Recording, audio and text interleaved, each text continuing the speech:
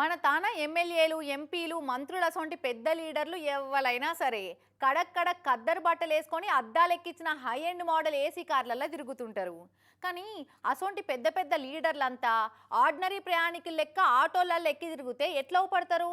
ఏమో మాకెట్లా తెలుసు, మాకంత ఊహాశక్తి లేదు అంటారా? ఊహించుకునే అక్కరేం లేదు. కానీ ఇగో ఎట్లుంటారో చూపిస్తాం పారిగా.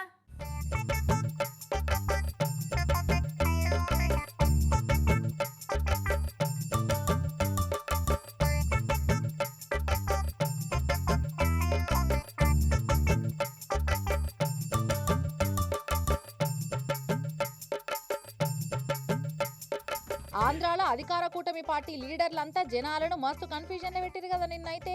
ఎవరు లీడర్లో ఎవరు ఆటో వాళ్ళలో తెలియకుండానైంది. ఎంపీలు ఎమ్మెల్యేల గెటప్లు ఆటో డ్రైవింగ్ల పర్ఫార్మెన్స్ లేవట్టి ఎమ్మెల్యేలు ఎంపీలు మంత్రులే కాదు, ఏకంగా AP CM Babu sir deputy CM Pawan sir కూడా ఆటోలోనే ప్రయాణం కట్టిరు నిన్న గిట్లా.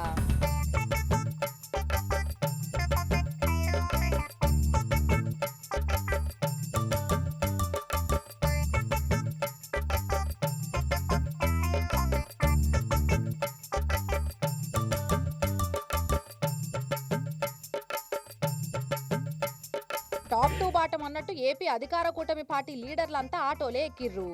కాకి బుషట్లు దొడుక్కొని ఆటో వాళ్ళలో ఇర్రు. మొన్న 15 ఆగస్టు సంది ఏపీలో ఉచిత ఆర్టీసీ బస్సు ప్రయాణాల పథకం పెట్టిరు కదా ఆడోళ్లకు. ఇక ఆ పథకం మా పొట్ట కొడుతుంది సార్లు అని ఆటో వాళ్ళంతా ఆందోళనలు ధర్నాలకు దిగిండ్రు. సరే అట్లయితే మీకు కూడా ఓ పథకం పెడతామని ఆటో డ్రైవర్ల సేవలో అనే కొత్త పథకం స్టార్ట్ చేసిరు నిన్న. ఆటోలో కూర్చున్నంతసేపు రోజు లెక్క ఖద్దరు బట్టలనే కానొచ్చిరు. గాని విజయవాడ సింగ్ నగర్ స్టేడియంలో పెట్టిన సభలో CM Babu sir Pawan sir Lokesh sir BJP అధ్యక్షుడు రామ్ మాధవ్ సార్లంతా ఆటో వాళ్ళ లెక్క కాకి అంగీలు తొడిగి మెగా చెక్ అందించిర్రు అసలు ఆటో వాళ్ళకు.